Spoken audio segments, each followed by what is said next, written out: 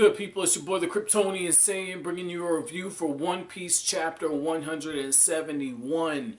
This chapter, gotta say, man, I'm very impressed with Crocodile's plan. And the reason I'm saying, Crocodile's plan is because we know that he dispatched, his upper members, okay? So we know that they're all going into the country, but we don't know what exactly they have planned for the kingdom. And I like how what they're doing is they're sowing more seeds of discontent and driving a wedge further between Koza, the rebels, the people, and the king. I like that.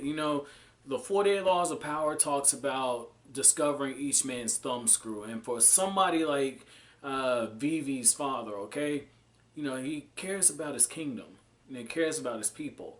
And while while Crocodile does have the people basically in his pocket, further showing this out and having Mr. 2 impersonate him and to say, I'm responsible for this, and to just pick at wounds that are still healing. Really nice. Really, really nice. Great way to elevate the tension. So that was pretty cool just to see that aspect of it. I had a feeling that was Mr. 2 as I was reading. And I just love the fact that you never know who he can impersonate and just how detailed it can be, because he fooled Koza. And just speaking of Koza, man, I thought that it was pretty interesting that Koza's, flashback where he's watching the people die and you just see the change in him.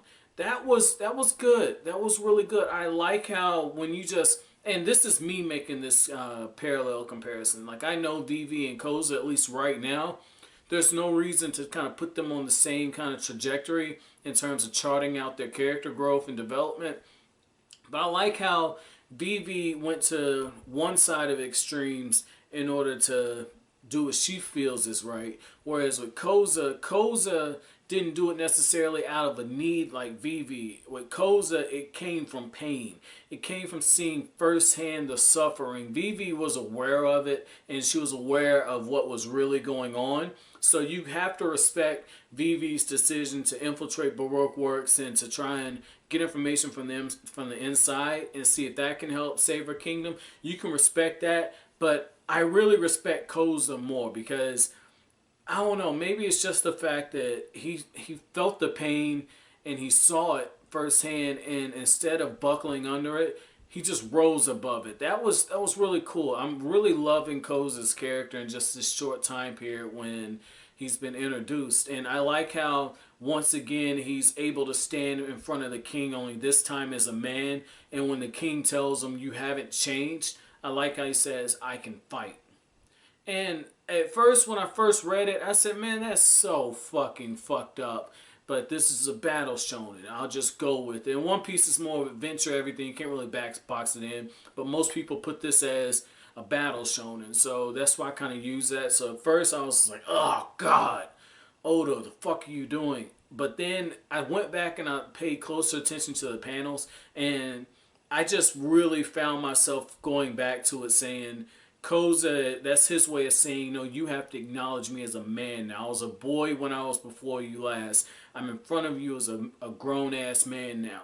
And I just like that. Like, that was really good. And it's even better when you go back and you read his previous interaction with the king than you read it now. I just like the setup. The only difference is Vivi wasn't there this time. So, with that being said, I did like how when Koza finally gets there to the little village that they're in, right? I like how the boy that was in the little snot-nosed brat, I like how Mr. 2 impersonating the king basically kicks his ass and says, get the fuck out of here. I like seeing that part because it's just ruthless. It's ruthless. And you see the mom holding him and the kid. He's got more heart and balls than a lot of people. He's certainly got more than Yamcha. So I like seeing that, okay?